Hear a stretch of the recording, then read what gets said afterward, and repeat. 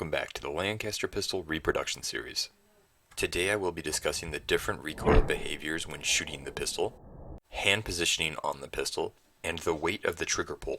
These are all things that will impact the design of the reproduction, and I thought it was something worth sharing and allowing others to give their input on these design features. So let's get into it. First, I'd like to talk about the recoil behavior of the Lancaster pistol. So I'm going to show some videos from when we shot the Lancaster pistol. But just so you're aware, the position of the 4 videos corresponds to the 4 different barrels that are being shot. So if you were to be looking down the sights and the top right barrel were to be fired, that would correspond to the top right video, and so on and so forth.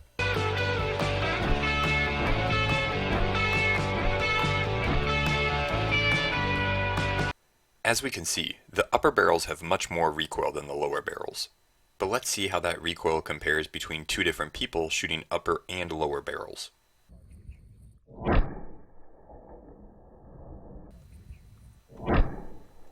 Now it is a bit more tricky to see the difference in recoil on the videos on the right. So here's a picture before shooting and a picture during shooting. And to compare those, I've overlaid them to show where the pistol started versus where it's at in the height of the recoil.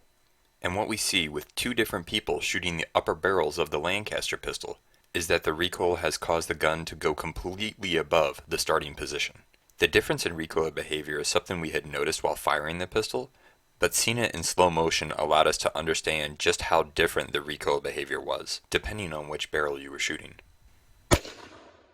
Twice the recoil of the first one, because it's firing a higher barrel is going to kick more. My gunsmith is correct in saying that the higher barrel is going to cause the gun to kick more.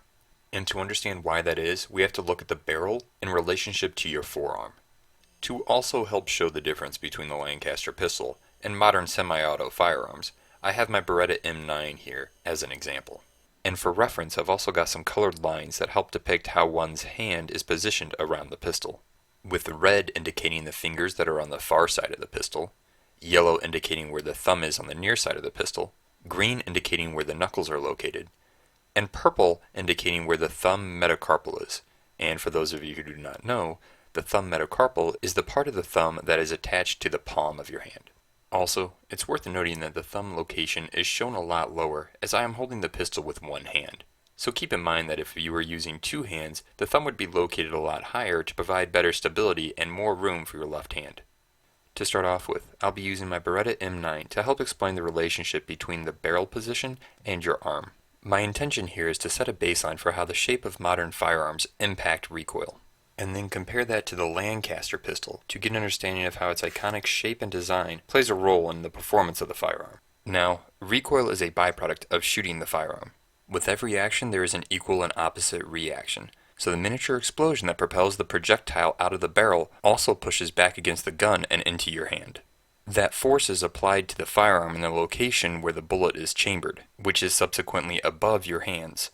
So the force that we feel is not a direct push back into our hands, but a moment about our wrists. This is what causes the pistol to jerk upwards and rotate back towards us in our hands once we shoot it. If the barrel were to be right in line with our arms, we would only feel a backwards push and no rotational movement when firing a pistol. Likewise, the farther away the center line of the barrel gets from your arms, the greater the magnitude of the moment, because the moment is based on how large the force is, which is a result of the caliber and the load that is shot, and how far away that barrel center line is from the center of rotation, which is about your wrists. So now let's take a look at the Lancaster pistol. When we look at a Lancaster pistol compared to a modern firearm, there are 2 things that stand out. One of them being the way you hold the Lancaster pistol in your hand. The angled and curved hand grip of the Lancaster pistol, as opposed to the hand grip of a modern firearm which is almost vertical and perpendicular to the barrels, causes the hand to be canted downward more than usual, which isn't necessarily a bad thing, as it would help lower the position of the barrels compared to your arm. This can be attributed to the Lancaster pistol's mechanism being completely encased within the firearm, unlike with semi-automatic pistols, where the slide has to travel over your hand to chamber another round, or with revolvers that have an external hammer, which needs clearance for that hammer to swing and fire the round. The other main difference is the location of the barrels in respect to the arm. With the Lancaster pistol, the barrels are located a lot closer to the arm, with the center line of the lower barrels passing just above the arm.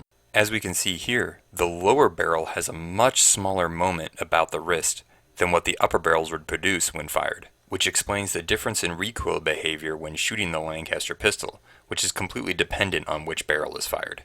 It's definitely worth noting that the Beretta's barrel is located higher above the arms than even the upper barrels of the Lancaster pistol. Thus, should they be chambered with the same ammunition, the moment experienced around your wrist should be significantly less with the Lancaster pistol than with the Beretta. However, we see that the Lancaster pistol's upper barrels have some monstrous kick behind them, which is where your hand positionings on the pistol play into how the recoil is handled. While the Lancaster pistol has a very unique geometry behind the pistol grip, it is actually the folding trigger that plays the biggest factor in how you hold the pistol. To help give you an understanding of why this is, I first need to show you just how long the trigger draw is for the Lancaster pistol. And as you can see here, the trigger draw is nearly 1.25 inches, bringing the set trigger pretty close to the pistol grip itself. What this means is that there's only enough room for one row of fingers to be positioned on the pistol grip if the set trigger is used. So if I take the Lancaster here and hold it in my right hand, and I pull the set trigger down, and pushing it with my left hand, you can see just how close the set trigger comes to the fingers on my right hand when it is fully extended. There's barely enough room for the tip of one of my fingers to fit between the set trigger and the fingers on my right hand that are wrapped around the pistol grip.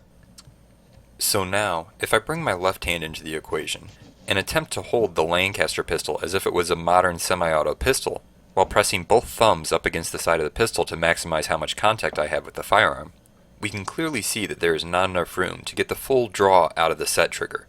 This means that more modernly accepted hand grips on the Lancaster pistol are not very applicable. This resulted in us having to adapt a teacup style hand grip around the pistol, something that doesn't provide much compensation for the recoil, but allows us to be able to use the set trigger. So while the upper and lower barrels positions played a part in how much of a moment there was acted around our wrists, it was actually the hand grips that we had to use that resulted in the large recoils that we saw in the video. So now let's take a closer look at the hand grips that we used while we shot the Lancaster pistol. For my grip, I actually held the pistol as if I was using only one hand. As you can see, my right thumb is bent downward to help push the pistol into the palm of my hand to provide a better grip.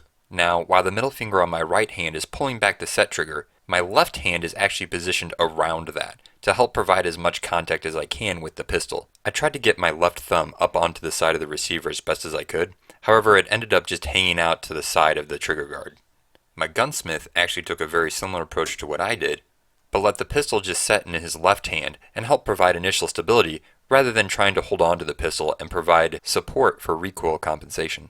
And finally, my girlfriend decided to use her left hand to control the set trigger entirely, leaving the fingers of her right hand behind the set trigger. To do so, she crossed her left thumb over her right thumb to help provide some leverage while pulling the set trigger with her left hand.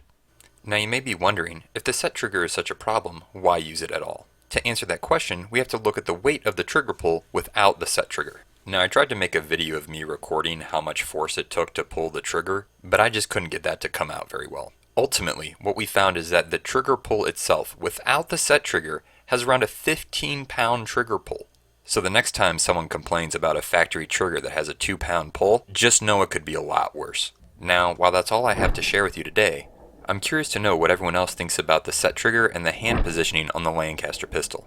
If people are interested, I would consider doing a live stream and testing out different hand grips based on your recommendations.